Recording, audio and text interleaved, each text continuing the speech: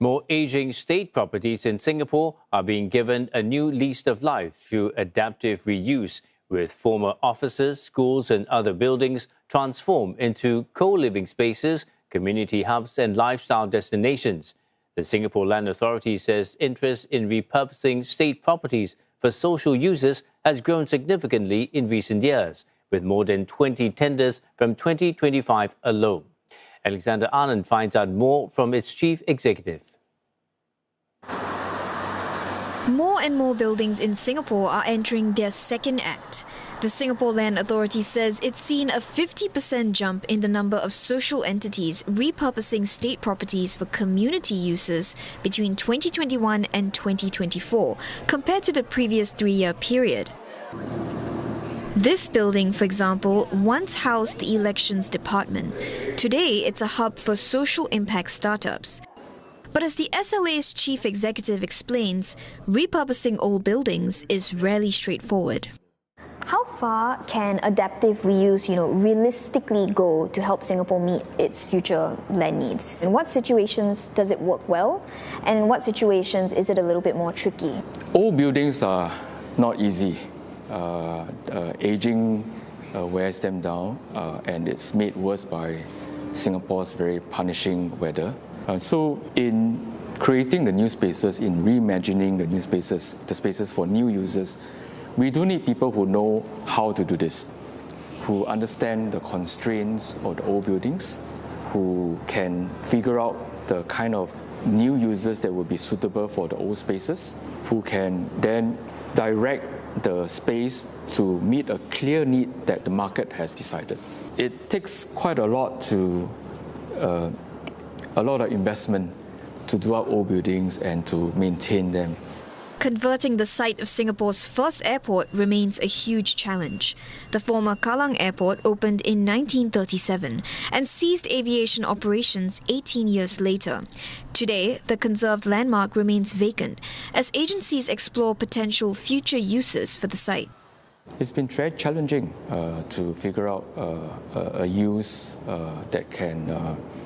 that is viable enough to justify the level of investments that are required to make the building work.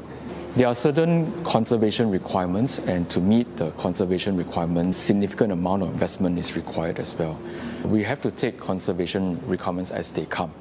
I think a lot of thought is put in to decide what to conserve, what to preserve, what to keep. And you do need to respect those conservation requirements. We're seeing a lot of state properties being repurposed for socio-cultural and lifestyle destinations. Looking ahead, do you foresee adaptive reuse being applied more broadly to address, national needs like healthcare, aging and community care? We do want to show people that adaptive reuse can work. And adaptive reuse can help to meet all these emerging priorities and needs that we have. And by demonstrating that it works, I think it is in the psyche of planners and people who decide what to do with spaces that, hey, maybe we can make this work this way. Because of the nature of our spaces, we can afford to experiment a little bit. An emerging use is for community care. One example is Commune at Henderson, a former school now repurposed as a co-living community for seniors and youth. Going forward, Mr. Phua believes the challenge isn't just creating new spaces, but also helping people let go of old ones. The reality is that we are a land-scarce country. We don't have infinite amounts of land to put to new users. So we do need to adjust. We do need to sunset old users. We do need to create new spaces to meet new needs and priorities. And that transition from the old to the new is always challenging. People have a certain affinity to old spaces and they don't want to give it up. If we adopt the opportunity mindset, then it is about using the process of change and using the changes to help people retain the sense of identity and the sense of connection to the space in Singapore.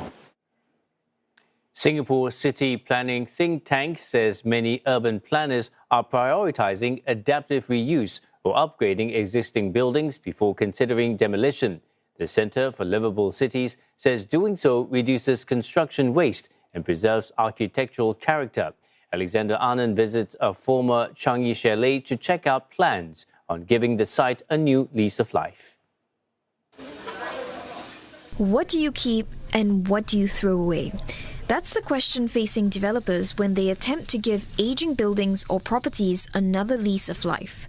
This site in Changi is around 40 years old.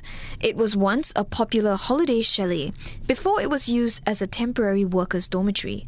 Now, it's being repurposed into a co-living resort, and the operator is trying to retain as much as it can.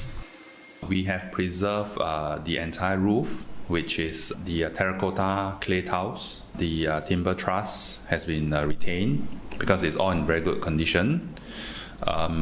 We also managed to salvage probably about 30% to 40% of the existing landscape. They've even dismantled the timber screens that divides the chalets and used them to construct tables and chairs.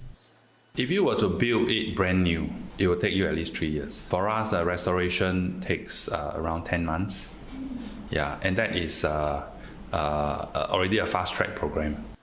The resort, which has a strong emphasis on sustainability and harmony with nature, is set to open its doors in August. In a high-rise, high-density city like Singapore and others around the world, efficiency and sustainability are critical, and therefore adaptive reuse demonstrates that retrofitting can be both economically and environmentally advantageous because it delivers quicker returns while strengthening the long-term resilience. She notes that adaptive reuse of buildings is one means by which cities can celebrate and preserve its cultural heritage, and at the same time retain important shared memories and rejuvenate neighbourhoods.